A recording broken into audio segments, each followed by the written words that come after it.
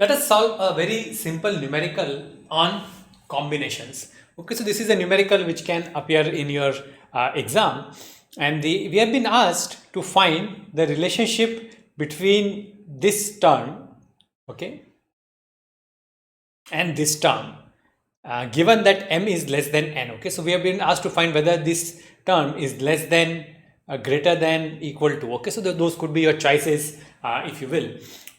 The way we solve this problem, okay, so this is a problem directly related to combinations. Okay, so that is the first thing that we have to understand. This is directly related to combination.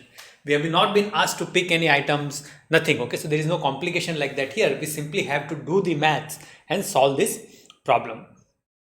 So the first thing we do is that we expand this mCk.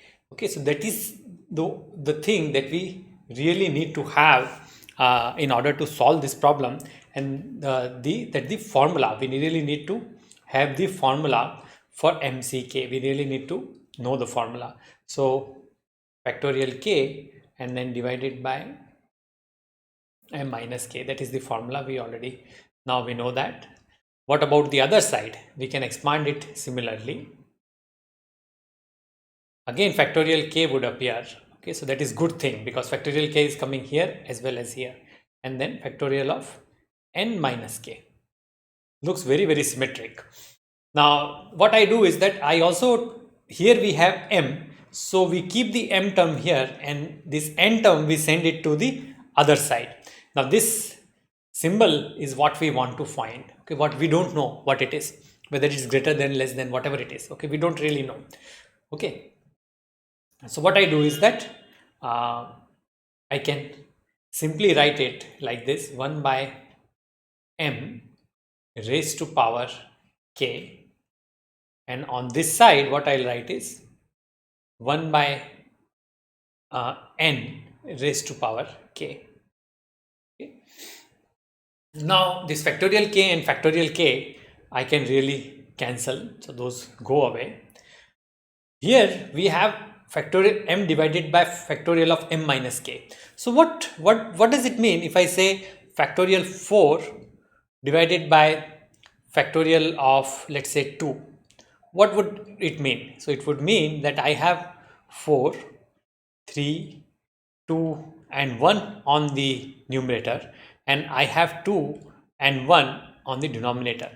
So these terms higher than 2 would actually cancel out between numerator and denominator, and in the numerator I would be left with only the terms which are bigger than 2. Okay, so some terms 2 and lower would get cancelled out, and only terms which are bigger than 2 would remain here. So the same thing would happen here. So which all terms will be there? So m would remain. Okay, m minus 1 would remain,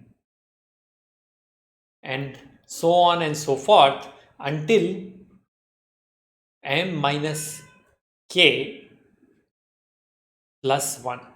Okay, so this term starting from bigger than m minus k would actually remain. All the terms which are smaller than m minus k and m minus k itself would get cancelled, and of course then there is this thing also, m raised to power k, and on this side we will have similar thing, which is n would be there, and then n minus 1 would be there.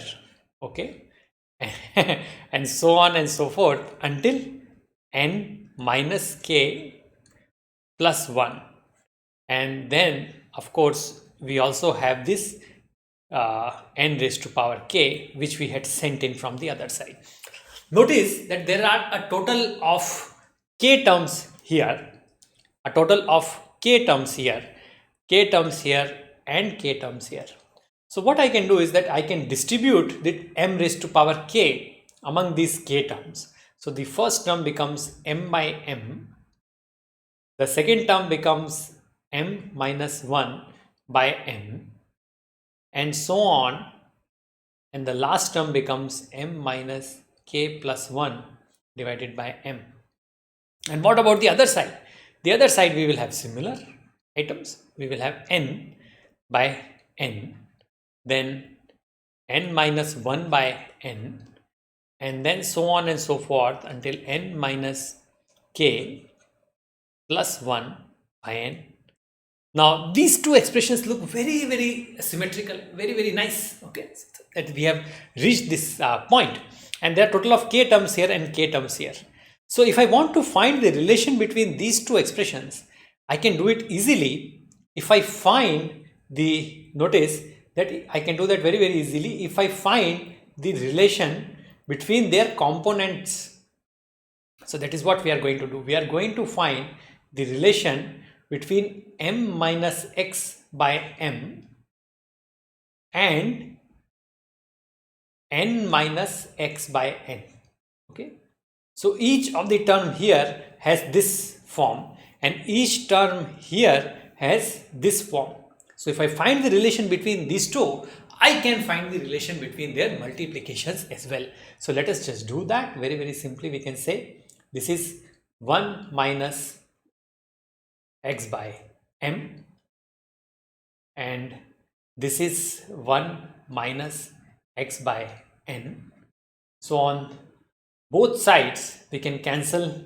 Okay, so this is less than, greater than, or equal to. Okay, so on both sides, so clearly equal to is out of picture because m and n are not equal. So these two terms are definitely not equal.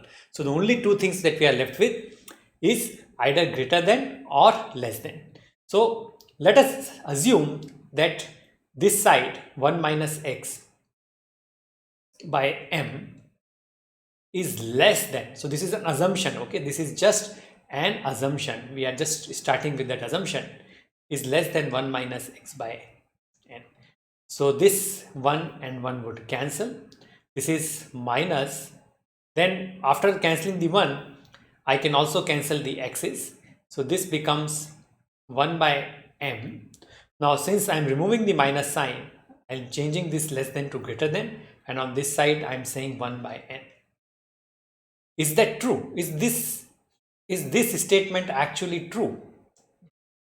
We have been told that m is less than or equal to n, which means that indeed 1 by m is greater than or equal to 1 by n, which means that our statement, this statement, is actually correct. Okay, instead of less than, this should be less than or equal to, and this is less than or equal to this one, which means that each term here is less than or equal to the corresponding term on the other side, which means that if I multiply these two these terms together, their total would always come out to be less than or equal to the total on the other side. Okay, so that is how we prove it.